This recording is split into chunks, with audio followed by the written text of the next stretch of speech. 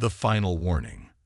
The crystalline spires of New Geneva stretched toward the violet sky of Proxima Centauri, their surfaces reflecting the red dwarf's light in mesmerizing patterns. Inside the central chamber of the Galactic Assembly, Ambassador Sarah Chen stood before the gathered representatives of over 3,000 species, her expression carved from stone. The chamber's design was meant to intimidate, rising tiers of seats that forced speakers to crane their necks upward, sonic dampeners that made every word feel small and insignificant. But today, something was different. The usual background hum of translator modules and neural interfaces had fallen silent. The founding species, those ancient civilizations that had shaped galactic law for millions of years, shifted uncomfortably in their environmental pods. They could sense it, a change in the air, a disruption to the carefully maintained order of things. For 3 centuries, Sarah began, her voice carrying naturally through the chamber. Humanity has played by your rules. We've accepted your tariffs, your technology restrictions, your protective oversight. We've smiled and nodded as you've carved up our sector for your mining operations, your waste disposal sites, your military installations. She paused, letting the words hang in the air. That ends today. High above, Administrator Vexthor of the Arcturian Dominion chittered in amusement, his crystalline exoskeleton catching the light. The human representative appears to be suffering from atmospheric incompatibility. Perhaps she should retire to their embassy's medical facility. Scattered laughter rippled through the chamber. Sarah didn't flinch. Instead, she reached into her pocket and withdrew a small cube of what appeared to be ordinary glass. 300 years ago, when we first joined the Assembly, you classified Earth as a Category 4 developing world. You restricted our access to faster-than-light technology, quantum communications, and zero-point energy. You said we weren't ready. She placed the cube on the speaker's podium. It began to hover, spinning slowly. You never asked why we accepted those restrictions without protest. You never wondered why we seemed so content to remain within the boundaries you set for us. Your arrogance blinded you to a simple truth. We were already far beyond your technological assessment. The cube expanded, projecting a holographic display that filled the chamber. Thousands of data points appeared, showing military installations, fleet movements, and resource stockpiles, but not humanity's. These were the Assembly's secret facilities, their classified shipyards, their hidden weapons caches. Everything you thought you knew about Earth's capabilities was carefully crafted fiction. While you watched us build primitive fusion reactors, we were perfecting zero-point energy. While you monitored our clumsy attempts at genetic engineering, we were mastering consciousness transfer. While you restricted our FTL drives, we were exploring other dimensions. The chamber erupted in protests and demands for silence. Administrator Vexthor's amusement had vanished, replaced by something closer to fear. These claims are absurd. Our monitoring systems have been feeding you exactly what we wanted them to show. Sarah cut him off. Did you really think we wouldn't notice the surveillance devices you planted throughout our territory? Did you think we couldn't detect your probe ships, your spy satellites, your quantum listeners? We didn't disable them. We turned them into our tools. She gestured, and the holographic display changed, showing the true extent of human space. It was vast, far larger than the official territorial boundaries recognized by the Assembly. Secret colonies, hidden fleets, industrial complexes that dwarfed anything the Assembly had built, all concealed by technology that the older species had thought impossible.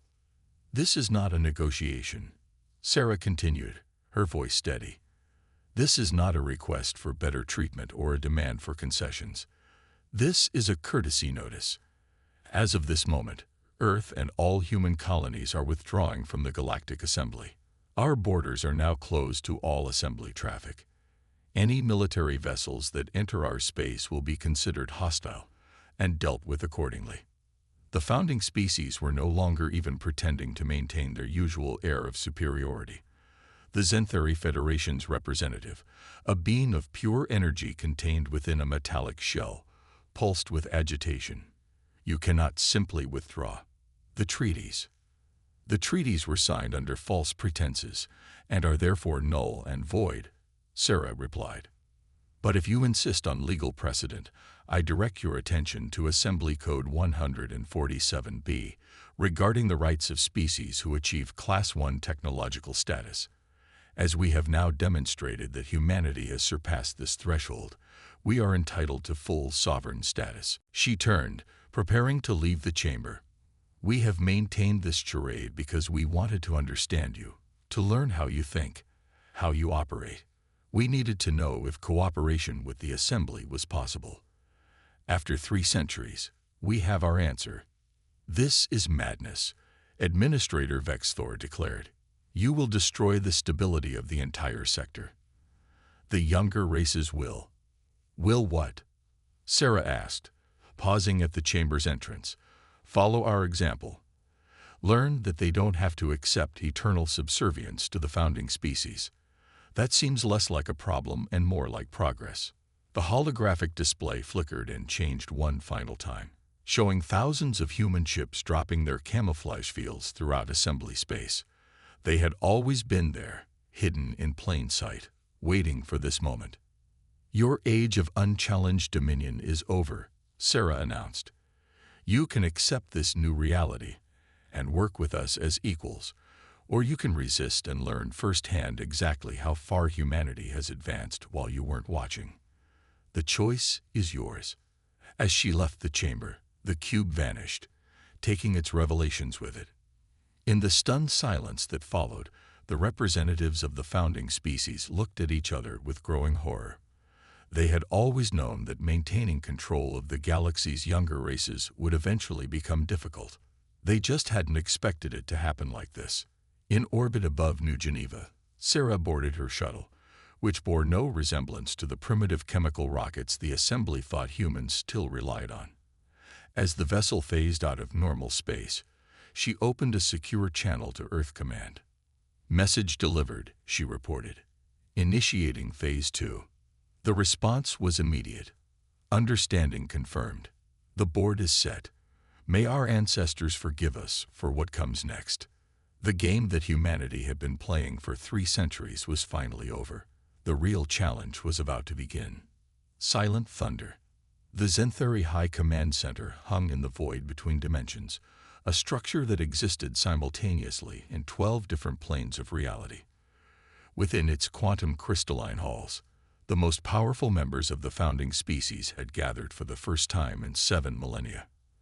Admiral Kavax of the Arcturian Dominion manipulated his holographic avatar with barely contained rage.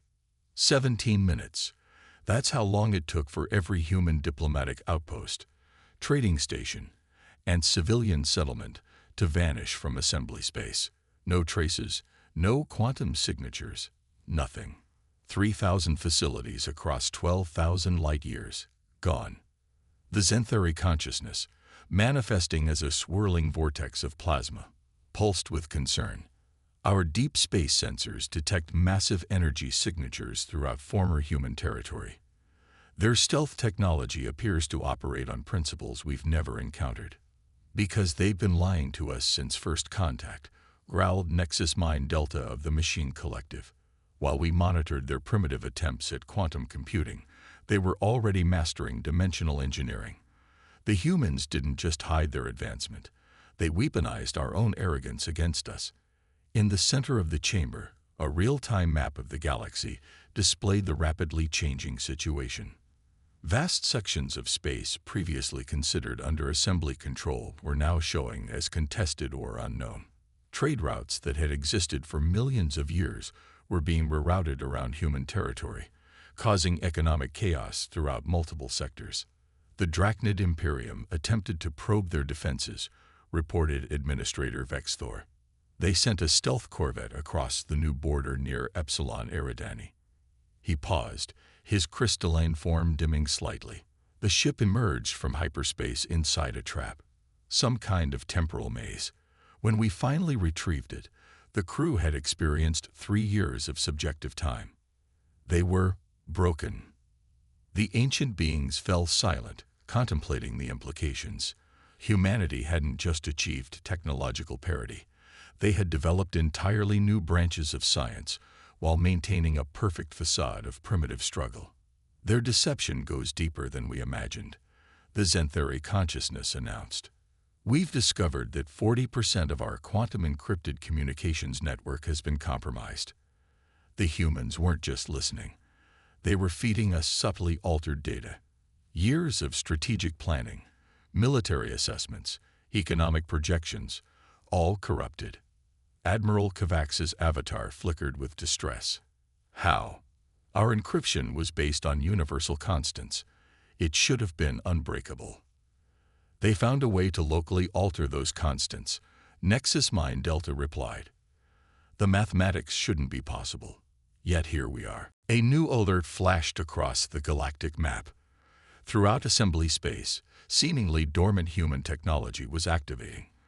Orbital platforms that had been classified as primitive communication relays revealed themselves to be something far more sophisticated. They're establishing their own FTL communication network, Administrator Vexthor observed. The coverage pattern suggests, by the void.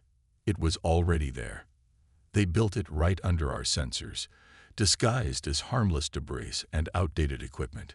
The Zentheri consciousness expanded, its plasma form brightening with urgency. We're detecting massive fleet movements near the core worlds, ships appearing out of nowhere, capital-class vessels that our sensors can barely track. The humans haven't just been hiding their technology. They've built an entire shadow civilization parallel to their visible one. What are their demands? Asked Admiral Kovacs. Surely they want something. Territory, resources, political power. That's the problem. Nexus Mind Delta responded. They haven't made any demands. After Ambassador Chen's announcement, they've maintained total silence. No communications, no negotiations, no threats. They're simply acting. In the darkness between stars, humanity's true infrastructure was revealing itself.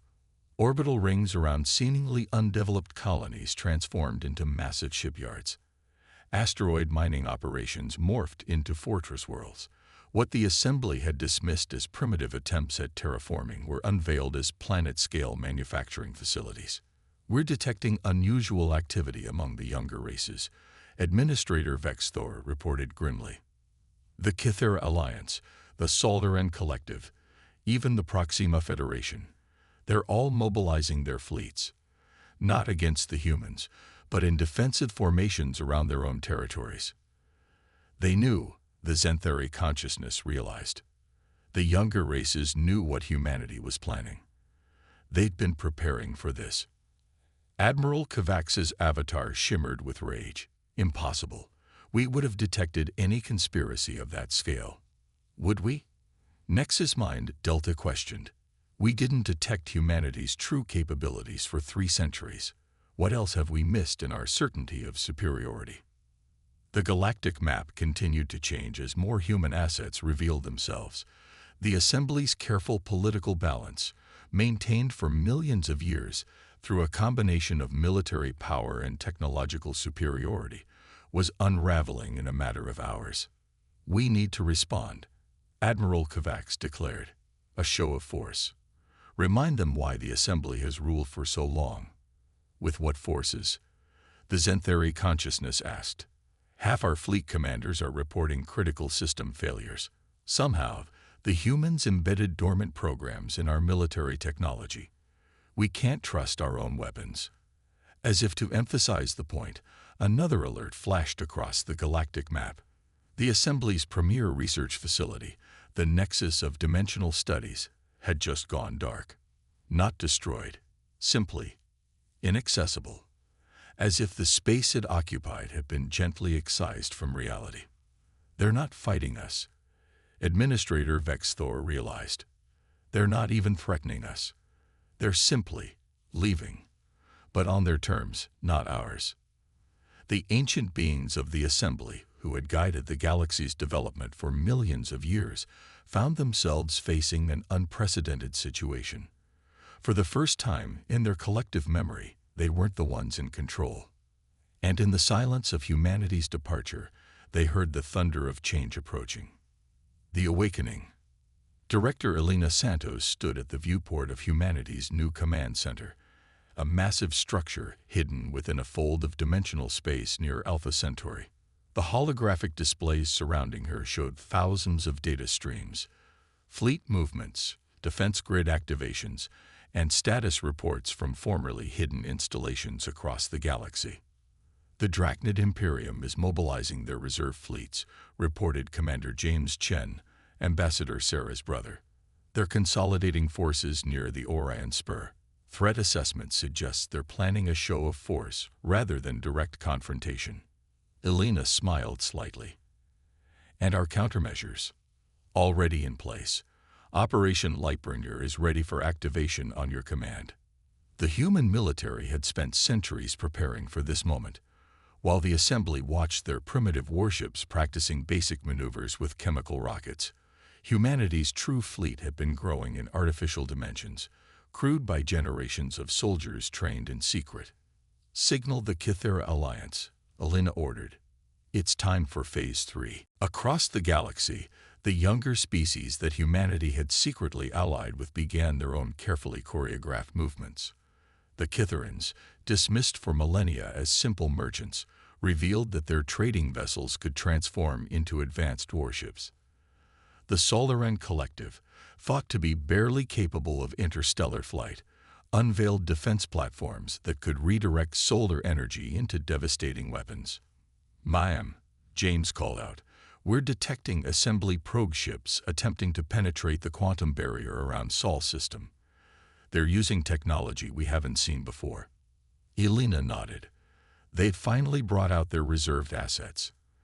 Activate the Mobius Protocol.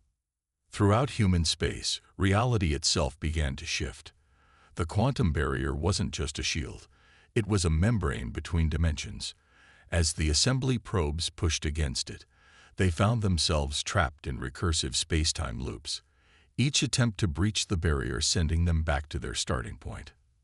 The Xanthari are attempting to access their backup communication channels, another officer reported. They'd finally realized the extent of our infiltration of their primary networks. "Let them," Elena said. It's time they understood exactly what they're dealing with. On her command, humanity's quantum AI networks allowed the Xanthari to access certain encrypted files, carefully selected revelations about Earth's true history. The assembly had always assumed they were watching humanity's first tumbling steps into advanced technology. The truth was far more interesting. "Director," James interrupted, "we're detecting a massive energy surge from the Arcturian border. They're activating something big." The holographic displays shifted, showing a massive construction hidden in subspace. The Arcturians had maintained a secret superweapon, a last resort meant to keep the younger races in line. As the ancient device powered up, its energy signature became visible across 12 dimensions. Elena's expression didn't change. Deploy the Unity Swarm. From seemingly empty space, millions of microscopic devices emerge. These weren't the crude nanomachines the assembly thought humans were still experimenting with. They were quantum-entangled consciousness nodes, each one containing the digitized experience of a human volunteer. The swarm surrounded the Arcturian superweapon, not attacking but altering. Within minutes, the massive device began to change. Its energy signatures shifted, its fundamental structure reorganizing at the quantum level. "By all the stars," James whispered, watching the transformation. "We're not destroying it. We're evolving it." The assembly never understood our true purpose. Elena explained. They thought we were like them, seeking power through dominion. But humanity's goal was never to rule, it was to transform. Across assembly space, other changes were becoming visible. The quantum programming humanity had seeded throughout their technology wasn't meant to destroy but to elevate. Ancient systems were awakening to new possibilities, rigid hierarchies dissolving into interconnected networks. The younger races are reporting successful transitions, James announced. The Kythera Alliance's synthetic consciousness network is fully online. The Solaran Collective's biosynthetic integration is proceeding as planned. Elena turned from the viewport to face her staff. For 3 centuries, we pretended to be less than we were, not out of fear, but out of hope. We needed to understand if the assembly could change, if they could move beyond their ancient patterns of control and dominion. The displays showed more assembly weapons and defense systems transforming, not through force, but through the subtle influence of humanity's quantum-scale alterations. Each change was an invitation, a demonstration of what was possible when technology was used to enhance rather than control. Director James reported, "We're receiving a transmission from the Zenthari High Command. They're requesting a dialogue. Not demanding, not threatening." Elena asked, though she already knew the answer. "No, Mom. They're asking to understand." Elena smiled, genuine warmth reaching her eyes. "Then perhaps there's hope for them after all. Open a channel. But first, show them what Earth really looks like." The quantum veils around Sol system fell away, revealing what humanity had hidden for centuries. Earth wasn't the industrial world the assembly sensors had detected. It was a gleaming jewel of advanced technology, its orbit ringed with structures that defied conventional physics. The moon had been transformed into a cosmic computer, its core processing power greater than all assembly systems combined. "The assembly thought we were building weapons," Elena said as the channel opened. "We were building bridges.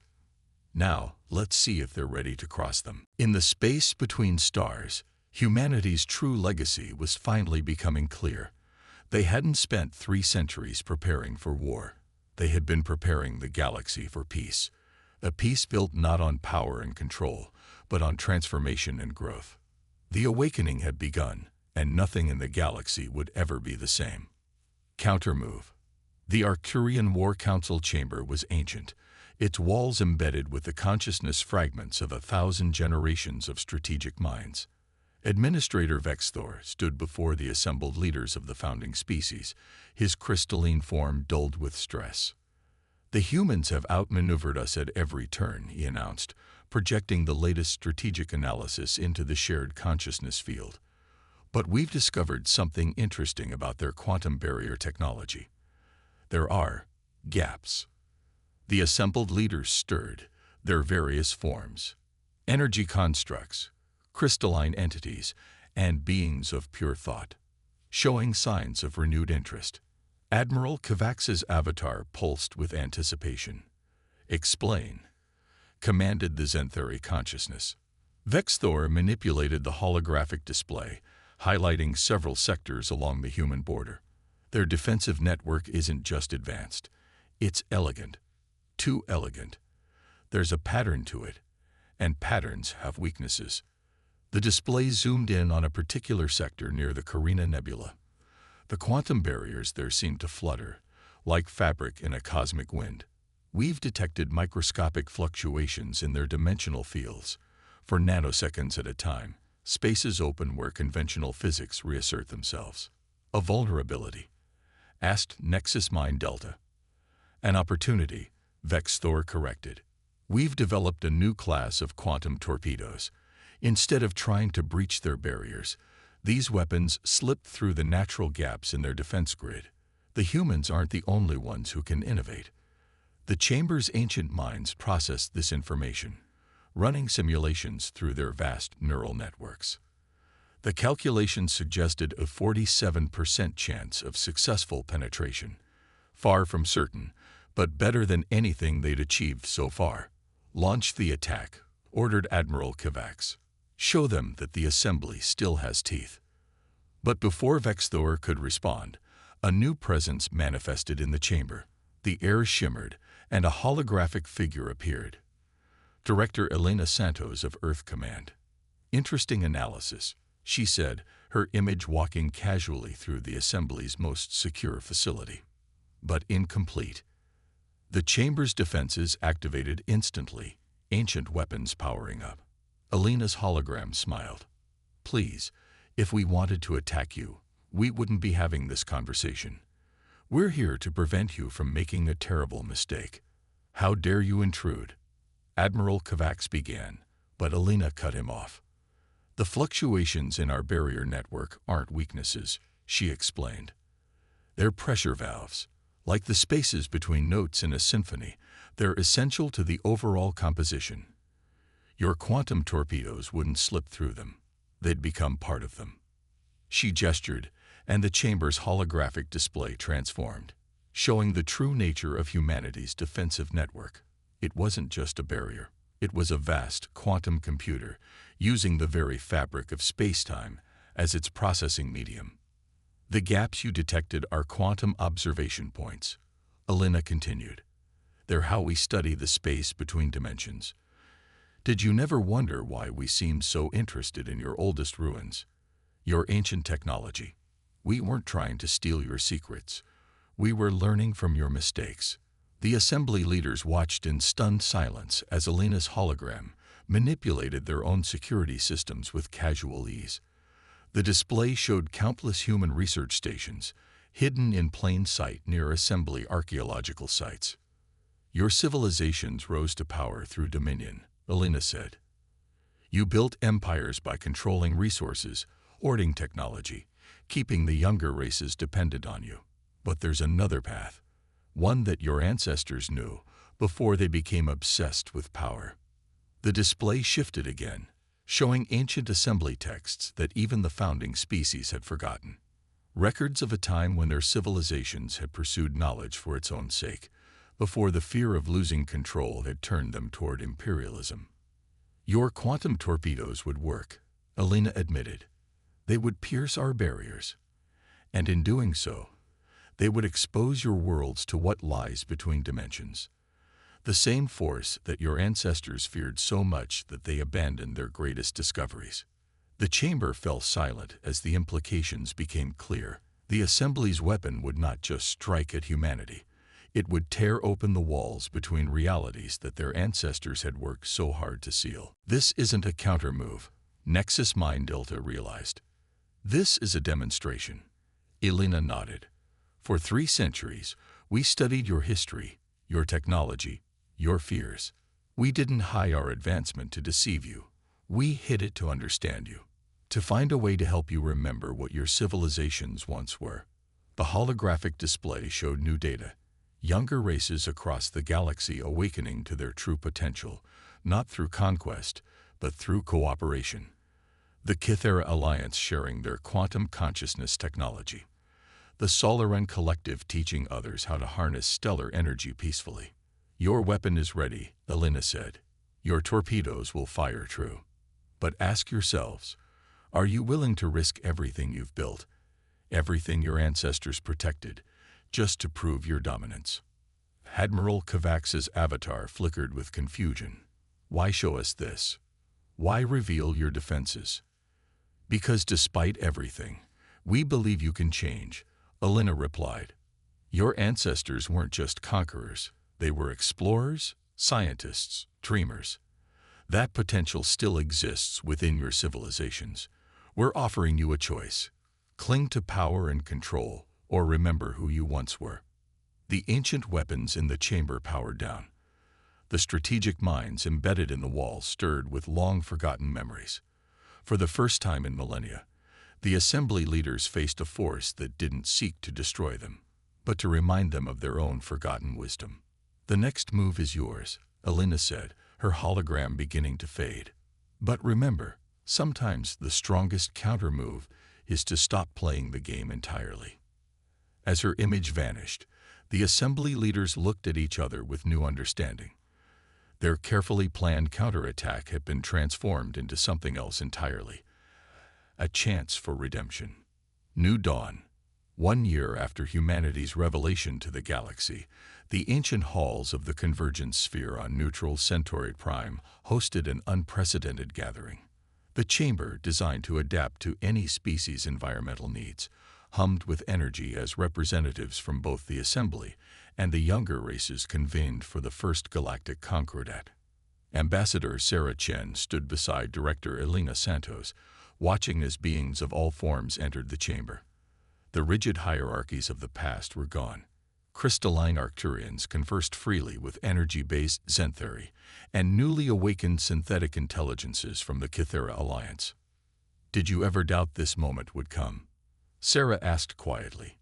Elena's eyes tracked a group of assembly scientists eagerly discussing quantum mechanics with their human counterparts. Doubt?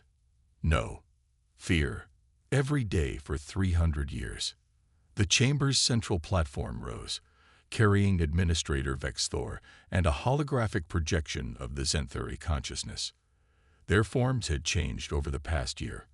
Vexthor's crystalline structure now incorporated organic elements, while the Xanthari's energy pattern showed signs of quantum evolution.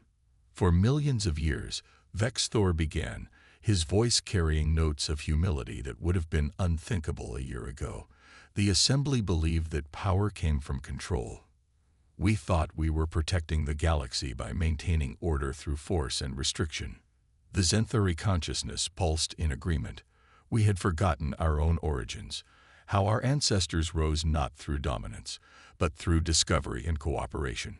It took humanity's astounding deception to remind us of what we had lost. Throughout the chamber, holographic displays showed the changes sweeping the galaxy.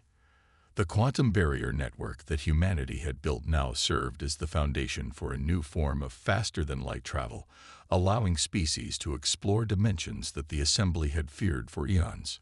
The Kythera Alliance's representative, a being of pure data given form through human quantum technology, spoke next. "Our alliance with humanity wasn't built on shared weapons or military power. It was founded on a shared vision. That advancement comes not from hoarding knowledge, but from sharing it. The humans didn't just hide their true nature from us," added the Solaran Collective's leader, their photonic form shimmering. "They showed us what we could become.